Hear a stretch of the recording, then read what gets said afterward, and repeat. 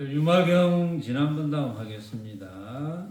자, 오늘은 18번째 명상보살.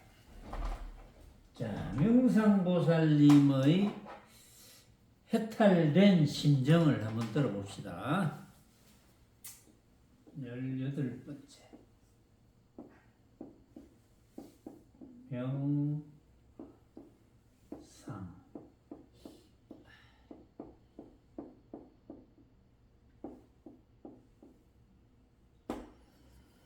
명상보살은 가로시되 사종의 다름과 공종의 다름 이 둘이라 하나 사종의 성품이 곧 이 공종의 성품인지라. 마치 앞에 점하고 뒤에 점하여 빈 까닭에 가운데도 점하여 또한 빈 것이니, 만약 능히 모든 종의 성품을 이러히 아느니라사 이것이 둘 아닌 법문에 드는 이제 해탈이다. 이렇게 이제 명상보살께서 자신의 해탈된 살림살이를 비추었습니다. 여기에서는 사종의 다름이라 그랬어요. 사종의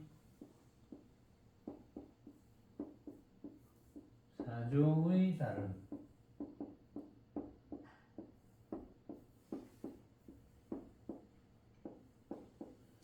사종의 다름과 공종의 다름.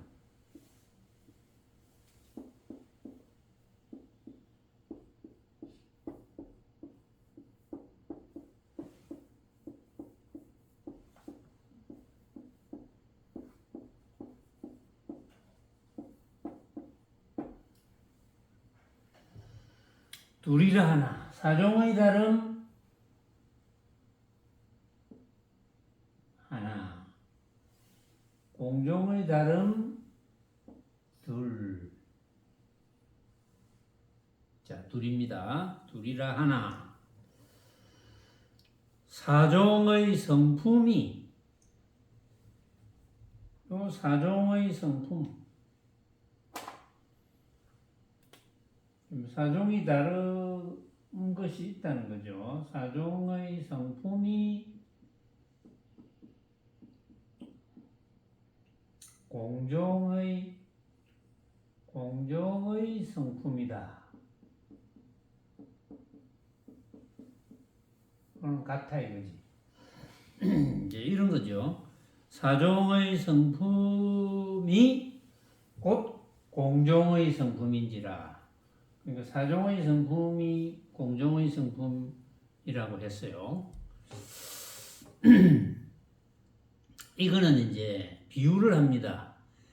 마치 앞에 점하고 뒤에 점하여 빈 까닭에 가운데도 점하여 또한 빈 것이니, 이 말은 막 점하고 이렇게 했지만 앞에 비었고 뒤에 비었으면 가운데가 비었다. 이제 이 뜻이에요. 앞에 비었고 뒤에 비었으면 가운데가 비었다. 그러니까 사종의 성품과 사종 자체는 이제 사종의 다름 해놨으니까 사종의 다름과 공종의 다름은 달라요. 사종의 다름, 공종의 다름은 다른데 사종의 성품과 공종의 성품은 같아. 그래서 오늘 정혜한테 내가 물어봤어요. 토론팀 토론할 때 공종의 다름을 어떻게 보노? 이렇게 물어보니까 정확하게 봤더라고, 보니까. 그런데 이제 이 책의 해설을 읽어보면 모릅니다, 여러분들이. 무슨 말인지 못 알아듣습니다. 해설이 너무 어렵기 때문에 잘 못 알아들어요. 그런데 이제 지금 여러분들이 사종의 다름, 공종의 다름 하면 이게 무슨 소리지 하고 좀 의아하게 생각하는 분도 있을 거예요. 병락보살 공종의 다름이 뭔지 알아요? 모르죠. 모를 거예요. 왜냐하면 이거는 한번 안 들어봤거나 공종에 대한 이야기를 안 들어서 몰라요. 이거를 내가 가지고 있는 불교 사전에, 제가 이만큼 굵은 불교 사전에 제가 공종에 대해서 어떻게 설명했는지를 한번 찾아보려고 공종을 찾아보니까 없어요. 불교 사전에도 없습니다. 공종이란 말이 없어요. 공종이란 말이. 근데 더 큰 사전에는 있겠지요. 그래서 내가 인터넷에 들어가서 이제 공종을 쳐봤어요. 쳐보니까 유마경의 이 부분만 나와. 지금 유마경의 공종의 다름 요 대목만 적어놨었거든요. 그러니까 이제 많이들 모른다는 거지. 근데 이거는 공종에 대한 것을 부처님께서 말씀하신 적은 있는데 이 이야기가 대성경전에는 풀이가 없어요. 부처님의 초기경전에 보면 공종에 대한 이야기가 나와요. 근데 여러분들이 들어보면 거기가 이런 사종은 알잖아요. 사종은 모습을 구성하는 우리 불교에서 말하는 모습을 구성하는 요소 지수화풍 그죠? 땅기운, 물기운, 불기운, 바람기운이 모여서 모든 모습이 만들어졌다. 우리 불교에서는 간단하게 이렇게 설명해요. 근데 그 뒤에 이제 과학자들이 조사를 해보니까 뭐 주기율표가 나왔잖아요. 우리 다 배웠잖아요. 학교 다닐 때. 리튬, 붕소부터 시작해가지고 여러 가지 나오잖아요. 리베브시는 노하고 불래요. 남아가 알씨는 인학님하여. 나도 외우고 있거든요. 내가 이걸 고등학교 때 외운 것 같아요. 칼칼한 스칸티를 마신 바크로만 씨는 쇠코에 니스치를 하고 동화가게에서 세브롬을 구했다. 이렇게 외운 기억이 나요. 그래서 그때는 이제 마지막에 브롬이 나오는데 요즘 매스컴에 이제 미국과 중국이 최근에 이제 심각한 문제가 조금 있었죠. 히토류 문제가 있었죠. 히토류. 그래서 저는 처음에 히토류란 말만 듣고 이게 무슨 흙 종류인 줄 알았어요. 흙 종류인 줄 알았어요. 히토니까 이게 무슨 흙 종류인가? 그런데 이제 그 신문에 상세하게 설명이 된 부분이 있었어요. 신문인지 인터넷인지 잘 모르겠는데 어쨌든 제가 마침 그에 관한 지식을 접할 기회가 있었어요. 히토류가 뭐지? 나도 궁금했는데 중국이 이제 거의 장악하고 있다. 중국은 히토류라는 것을 가지고 있기도 많이 하지만 소유도 많이 했지만 미국도 뭐 어느 정도 가지고 있고 소유를 많이 했지만 히토류를 생산하기 위한 인건비가 너무 싸니까 그러니까 싼 인건비에다가 이제 거기는 사회주의잖아요. 그래서 이제 지시하면 이제 듣게 되어 있습니다. 지시하면 데모하고 이렇게 못해요. 인건비를 좀 적게 줘도 데모하고 이렇게 못하거든요. 사회주의니까 아직도. 그러니까 중국이 사회주의 국가의 체제 내에서 인건비가 싸지만 히토류를 생산하는데 여러 가지 그게 이제 아주 중요한 곳에 AI라든지 뭐 여러 가지 그런 것과 관계되는 전자제품에 들어가는 중요한 원소이더라고요. 보니까 그게 뭐 나도 처음 들어보는 원소 기호인데 뭐 이렇게 여러 가지가 있어요. 그게 중국에서 가장 생산도 많이 되지만 가장 싼 인건비로 추출을 해서 공급을 해주기 때문에 이제 다른 나라에서 꼼짝 못하는 거죠. 그게 없으면 앞으로 이제 과학이 발전을 못하니까 그게 이제 히토류라고 저는 그렇게 이해를 했습니다. 근데 뭐 그런 게 중요한 건 아니고 왜냐하면 우리가 이제 지금은 과학이 발달해서 어떤 물질을 구성하는데 야 그거 지수화풍의 기운이야 이렇게 설명 안 하잖아요. 지금은 뭐 물만 해도 우리가 물만 해도 물은 H2O야, 응? 수소 분자와 산소 분자가 결합한 거야 이렇게 이미 밝혀졌잖아요. 이제 이렇게 과학적으로 밝혀지는데 이전에는 문자도 없었거든요. 부처님 당시에는 문자가 없었습니다. 말만 있었지. 근데 부처님께서 열반에 드시고 또 부처님의 법문을 이제 들은 그 부처님과 동시대에 있었던 분들이 다 죽거나 열반에 들고 또 다시 태어난 사람들이 다시 죽거나 열반에 들고 또 다시 태어난 사람들이 다시 죽거나 열반에 들고 이렇게 해서 그 이후에 문자가 이제 만들어진 거예요. 그때부터 부처님의 법문이 전해진 것을 듣고 기억하고 이렇게 전해지니까 수많은 오류가 있었겠죠. 오류가 있고 그거는 뭐 오류가 없을 수가 없습니다. 오류가 있어. 오류가 있지만 이제 핵심적인 것은 전달이 됐다. 그걸 이제 뒤에서 이제 학자들이 연구를 합니다. 과연 이게 이제 부처님의 제대로 된 법문이 뭔가?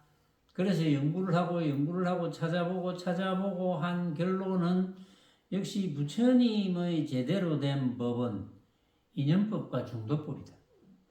그것만 알면 돼요. 인연법, 중도법.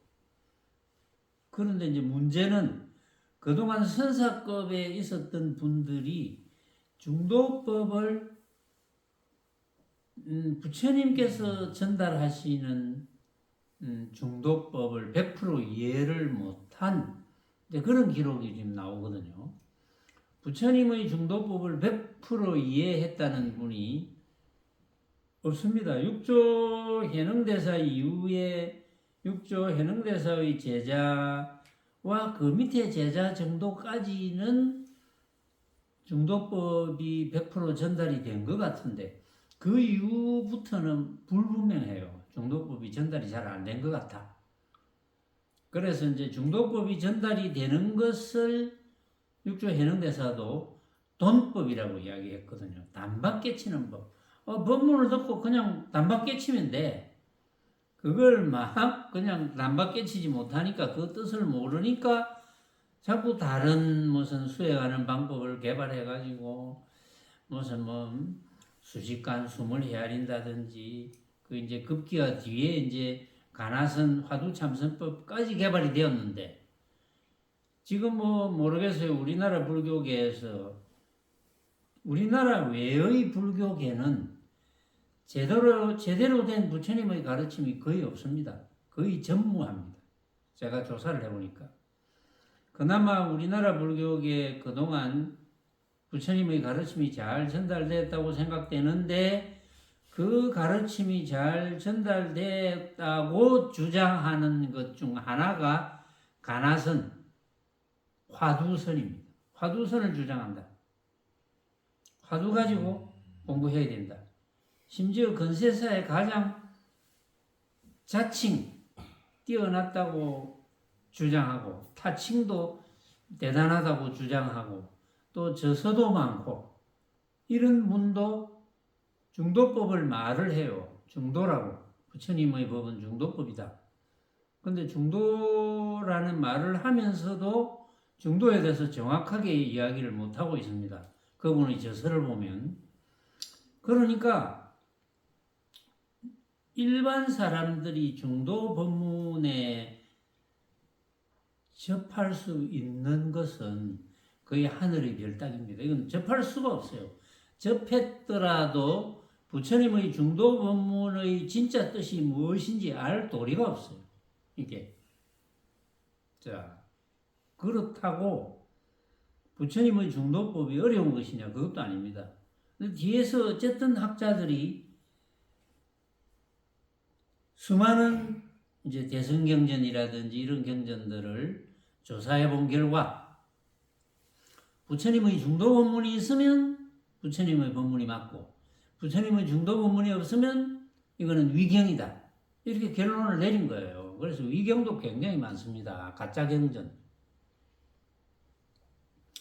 가짜경전이 만들어지게 된 원인은 여러분들이 알겠죠. 부처님의 법문이 첫째는 제대로 전달이 안 됐고, 물론 일부 루트에 의해서 중도 법문이 전달이 됐겠지만 제대로 전달이 안 됐다는 거, 이게 제일 문제예요. 그 다음에 전달하는 사람이 중도를 이해하지 못했다. 그럼 전달이 안 돼요. 지금도 수많은 사람들이 그동안 부처님의 초기 경전을 니까야라고 하죠. 범어로 니까야라고 하는 초기 경전을 이전에는 중국 사람들이 번역한 한문으로 된 것을 우리나라에서 받아들여서 그것을 한글로 번역한 경전이었거든요. 전부 100%.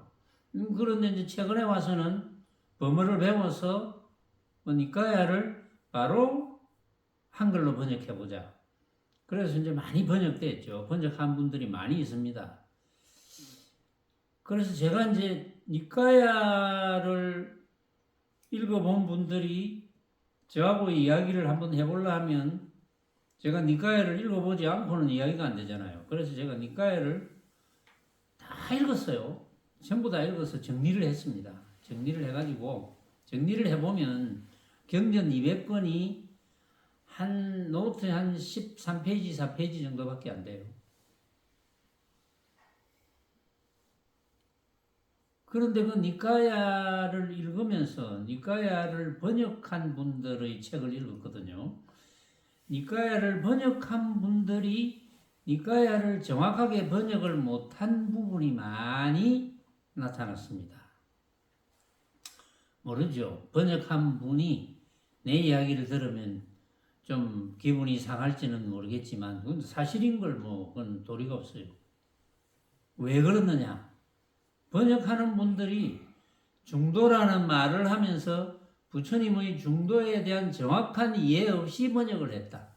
그 결과 정확한 번역이 안 되는 거예요. 그러면 정확한 번역이 안 된 책을 읽는 분들이 중도를 절대 터득할 수가 없습니다. 그건 제가 살펴본 결과 이제 그런 결론을 내렸어요. 정확하게 번역이 안 됐어요. 그렇다고 중도 본문이 어려운 것이냐? 아주 쉬워요. 부처님께서는 초기 경전에서도 초전법륜경에서도 그게 이제 제일 먼저 부처님께서 법문을 하셨다 하는 경전인데 초전법륜경 등 초기 경전에 부처님의 중도 법문에 대해서 아주 쉽게 설명해 놨습니다. 쉽게 설명한 것을 못 알아들었기 때문에 어렵게 들었기 때문에 그런 분들이 번역한 경전은 중도 법문에 대한 번역이 아주 잘못됐죠. 여러분들은 별로 어렵지 않았을 거예요. 그동안 중도 법문을 들었을 때 중도 법문 쉽네? 이런 생각을 하셨을 거예요. 쉬워요. 중도 법문을 알아들으면 그건 돈법을 깨닫는 거예요. 바로. 자, 뭐 이것도 약간 서론이기는 하지만 중도 법문은 쉽다는 거예요. 무조건. 그 중도 법문을 간단하게 다시 정리하면 부처님께서 제일 먼저 중도 법문을 하신 것은 고행을 하시다가 고행을 그만두고 중도를 깨달으셨기 때문에 이제 고행과 쾌락이라는 말씀을 하시거든요. 나는 고행과 쾌락의 양극단을 극복하고 그걸 뒤에 이제 뭐 자칭선사들이 그게 극복했다는 것이 중도법문 맞는데 극복하고 중도를 터득했다 이렇게 부처님께서 선언을 합니다. 나는 고행과 쾌락의 양극단을 극복하고 또는 양극단을 떠나서 중도를 터득했다 이렇게 선언을 해요. 그걸 이제 뒤에 자칭선사들이 착각을 하는 거예요. 또 말은 또 그럴듯하게 해요. 중도를 터득했다는 것은 양변을 무시하게 됐다. 양변이 다르지 않음을 알았다. 이런 식으로 이야기는 해요. 그래서 양변을 막았다. 쌍차. 또 이런 표현을 해요. 쌍존, 쌍민 이런 표현도 하고 쌍차이면서 쌍조했다. 그러니까 양변을 막고 양변을 비추었다. 근데 이제 그런 이야기를 들으면 돈법을 깨달을 수 있는 방법이 없습니다. 그런 이야기 들으면 못 깨달아요. 그걸 이제 잘 설명해주면 깨닫습니다. 전부. 그러면 고행과 쾌락의 양극단을 떠났다 또는 막았다. 쌍차. 양극단을 막았다 떠났다.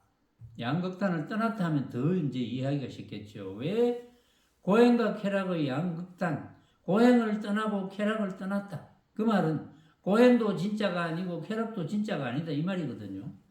왜 진짜가 아니냐는 설명이 없습니다. 묘하죠. 그러니까 지금은 이미 입적하셨지만 그분의 저서를 보면 없어요. 정확한 이유가 없습니다. 중도라는 설명은 엄청나게 해. 근데 왜 중도인지가 정확하게 설명이 없어요. 그래서 여러분들은 정확하게 이제 알 필요가 있는 거죠. 중도라는 것은 아주 간단하죠. 고행과 쾌락이라는 것이 여러 가지 대표 단수입니다.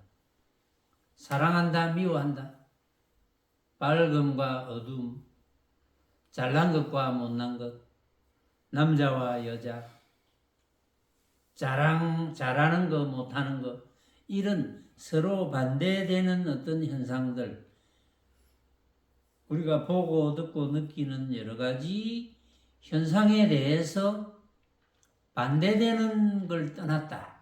이 말은 한쪽을 떠난 게 아니고 양쪽을 떠났다는 말은 그 양쪽이 전부 각자가 생각으로 만든 허망한 헛개비라는 거예요. 그래서 고정되는 것이 없다. 그러니까 떠날 수 있죠. 떠났다는 건 뭡니까? 집착하지 않는다. 나는 괴로워야 행복해진다 해도 집착 안 해. 나는 즐거움을 추구해야 돼 해도 집착 안 해. 왜냐하면 괴로움이라는 것도 내가 생각으로 만드는 것, 즐거움이라는 것도 내가 생각으로 만드는 거기 때문에 그렇구나. 그러면 온갖 것이 내가 생각으로 만들구나. 내가 생각으로 만들면 다른 사람도 생각으로 만들겠지. 전부 생각으로 만들기 때문에 고정되는 것이 없습니다. 정해진 것이 없어요.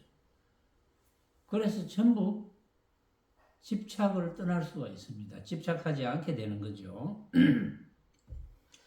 집착하지 않게 되기 때문에 걸림이 없어. 걸림 없으니까 해탈이야.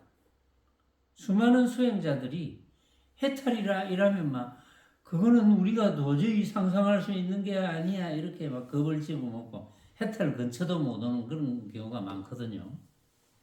그런데 해탈 자체도 설명할 수도 있을 뿐만 아니라 여러분들이 해탈을 누리는 것도 간단하거든요. 자, 정도 보면 쉽죠. 너무 쉽죠. 그렇게 정도 본문을 깨닫고 걸림없이 그냥 한 세상 살면 됩니다. 정도 본문을 이렇게 깨닫고 걸림없이 한 세상 살다가 누구나 다 육신을 버립니다. 누구나 다 죽어요. 죽을 때 내가 중도 본문을 터득했으니까 내 육신은 불에 타거나 흙 속에 묻히거나 했겠지만 또 꿈꾸는 것처럼 나는 있다고 착각하거든요.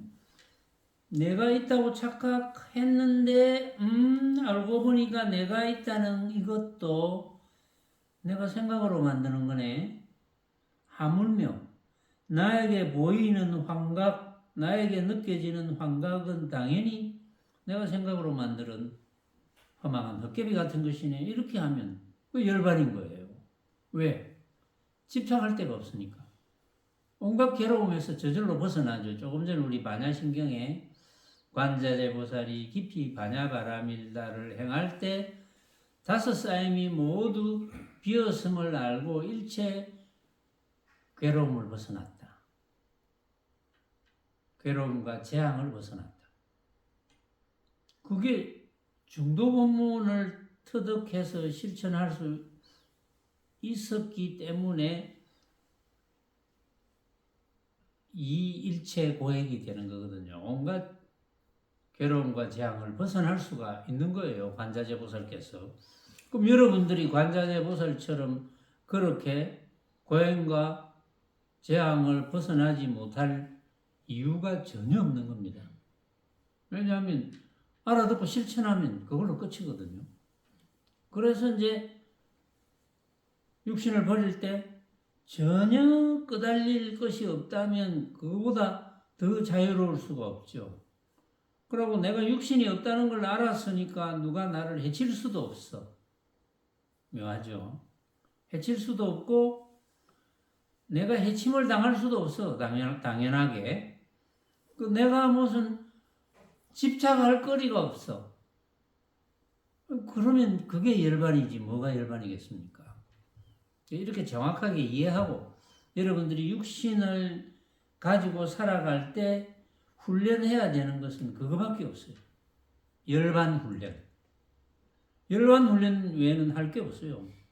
물론 여러분들의 일거수일투족이 지금쯤이면 다 열반 훈련이겠죠. 지금 열반 훈련 잘하고 계시겠죠. 지금.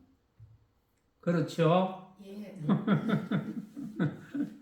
자, 명상보살로 다시 넘어갑니다. 명상보살은 가로시되 사종의 다름. 사종의 다름은 아까 지수화풍이라 했죠. 이게 사종 네 종류입니다. 우리 온갖 모습을 구성하는 네 종류. 지수화풍. 적어야 되나? 지수화풍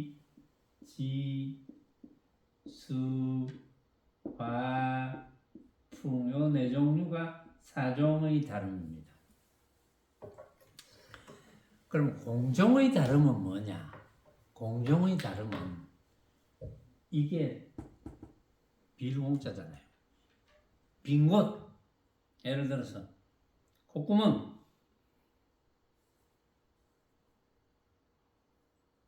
위장, 귓구멍, 창자, 하여튼 뭐 구멍처럼 생긴 거. 또 다른 구멍도 좋아. 굴 같은 구멍도 좋아. 그렇게 구멍처럼 생긴 것이 공종의 다름입니다. 구멍처럼 생긴 구멍이 많죠. 근데 구멍을 관찰해 보면 여러분들이 콧구멍을 다 가지고 있는데 콧구멍을 관찰해 보면 코 속에 구멍입니다. 근데 콧구멍을 구성하고 있죠. 콧구멍을 구성하고 있는 것은 지수화풍이에요. 응? 지수화풍이 콧구멍을 구성하고 있어. 그런데 구멍이죠. 위장도 지수화풍이 위장을 만들고 있는데 그 속에는 구멍이잖아요. 같은 구멍이에요. 구멍으로서는 똑같습니다. 그런데 그 구멍을 자세히 관찰해 보면 아마 다 똑같다고 안 할 거예요. 어떤 구멍은 크고 어떤 구멍은 작고 그렇잖아요. 이제 과학적으로 따져보면 그 구멍을 이렇게 쳐다보면 순수한 구멍이라 할지라도 구멍의 구성이 다를 거예요. 구멍 속에 원소 기호가 다를 수도 있어.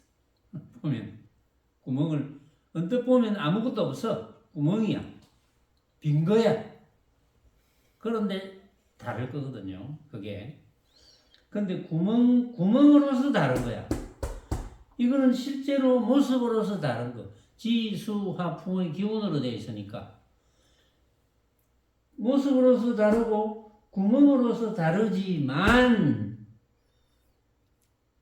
여기서는 사종의 성품이 곧 공종의 성품이라 했습니다. 사종의 성품은 뭡니까? 성질은 이 사종의 성질은 뭡니까? 응? 사종의 성질은 헛개비라는 거지. 가짜, 허망한 헛개비. 지수화풍, 땅 기운도 우리가 생각으로 만드는 거. 땅 단단하고 흙. 물 기운도 생각으로 만드는 거.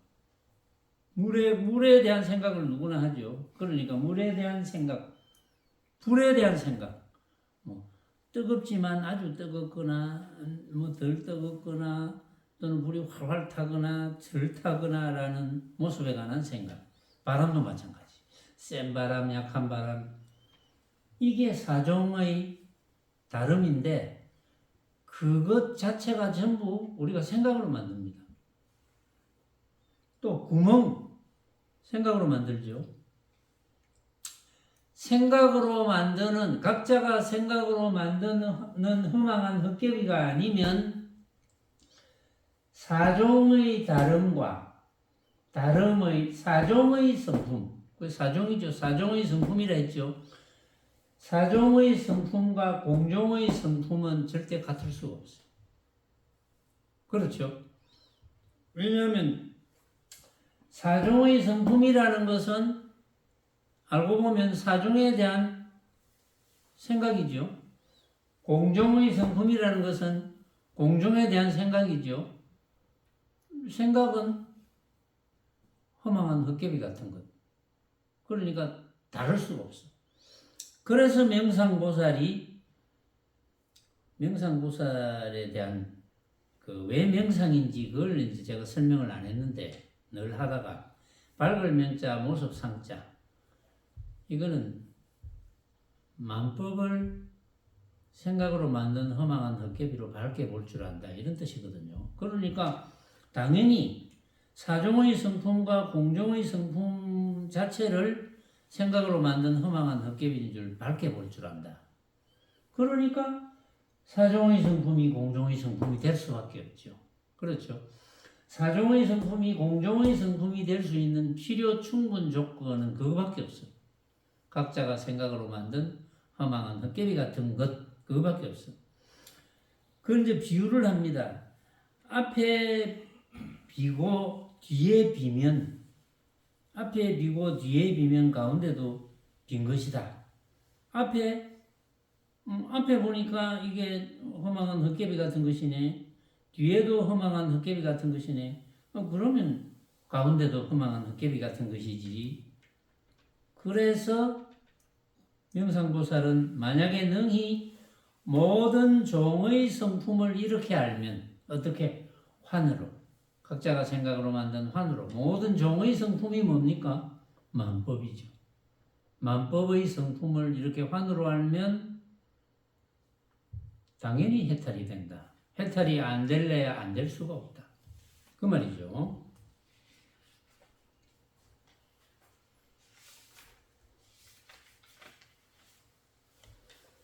자, 묘의보살 이야기해 봅시다. 그 다음에 묘의보살은 가로시되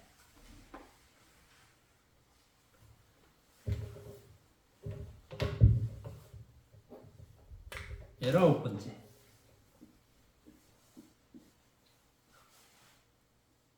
묘의 묘한 뜻 뭐겠습니까? 어떤 묘한 뜻을 잘 아는 보살일까요? 묘의보살. 중도의 묘한 뜻을 잘 아는 보살. 묘의보살. 그렇죠? 중도라는 묘한 뜻을 잘 아는 보살. 묘의보살. 묘의보살은 가로시되 눈과 빛깔이 누리라 하나 만약 눈의 성품을 알면 빛깔에 있어서 탐내지 않고 성내지 않고 어리석지 않으리니 이 이름이 정멸인지라. 귀와 소리, 코와 냄새, 혀와 맛, 몸과 다찔림도 이러하며 뜻과 요량이 누리라 하나 만약 뜻의 성품을 알면 법에 탐내지 않고 성내지 않고 어리석지 않으리니 이 이름도 정멸인지라. 그 가운데 편이 머뭅이라사 이것이 둘 아닌 법문의 덤이니이다. 자, 묘의보살. 눈과 빛깔이 둘이라 하나. 눈, 안, 눈, 빛깔. 그러니까 요게 이제 색성향 미촉법까지 나왔어요. 육근. 자, 귀, 소리,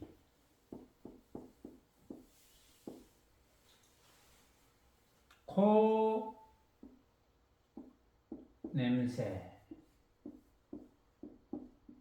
혀, 맛, 몸, 감촉, 다찔림인데 감촉.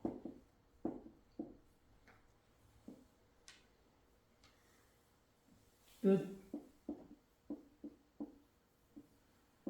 방법. 합시다. 방법이라 합시다. 그러니까 이제 육근의 대상이죠.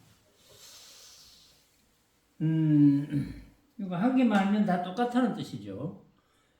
눈과 빛깔이 누리라 하나. 왜냐하면 눈이라는 기관으로 모양을 본다.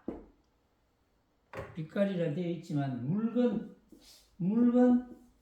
이렇게 색 물건 사물 물건 이렇게 해야 되겠네요. 여기서는 눈과 빛깔이 누리라 하나. 눈과 사물 물건 둘이죠. 눈이 보는 대상인 눈이라는 기관을 통해서 보는 대상인 사물 둘이라 하나 만약 눈의 성품을 알면 이 물건에 대해서 탐진치가 없어. 그 말은 애착이 없다 이 말이죠. 집착이 없어. 눈의 성품을 알면은 이 사물에 대해서 탐진치가 없어. 눈의 성품을 모르면 탐진치가 있다 이거죠. 그럼 눈의 성품을 알면은 집착이 없어. 눈의 성품을 알아서 집착이 없으면 해탈이잖아요. 우리가 눈이라는 기관을 통해서 보는 물건에 대한 애착은 전혀 없는 거거든.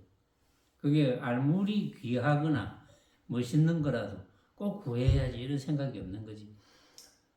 귀로 듣는 소리도 그렇고 코로 맡는 향기도 그렇고 혀로 맛을 보는 여러 가지 음식들, 몸으로 감촉을 느끼는 여러 가지 옷이라든지 이불이라든지 뜻으로 추구하는 사랑하는 것, 미워하는 것, 그런 거라든지 그런 종류. 그러니까 눈, 귀, 코, 혀, 몸, 뜻의 성품만 알면 된다 그랬잖아요. 응? 모습이잖아요, 전부. 그렇죠? 상. 그래서 알고 보면 모든 상은 생각으로 만들잖아요. 여러분들이 눈 하면 여러분들이 눈 생각하면 내 눈은 이렇게 생긴 거. 뭐 각자가 다르겠죠. 자기 눈에 대해서. 그래서 눈의 실체는 없어. 눈의 실체는 없는 겁니다. 그렇기 때문에 눈의 성품도 찾아볼 수가 없어. 실체가 없는데 눈의 성품을 어떻게 찾습니까? 눈의 진짜 성품은 없는 거죠. 그렇죠? 눈의 진짜 성품을 찾을 수가 없어. 왜냐하면 생각으로 만드니까. 그래서 생각으로 만드는 허망한 헛개비가 보는 허망한 빛깔이 어찌 허망하지 않겠느냐. 고로 탐진치가 없다. 집착이 없다. 다 마찬가지다 하는 것이 묘의보살의 말씀입니다. 제가 더 하려 했는데 제가 지금 급하거든요. 그래서 더 못하겠어요. 차를 너무 많이 마셔가지고 급합니다. 마치겠습니다.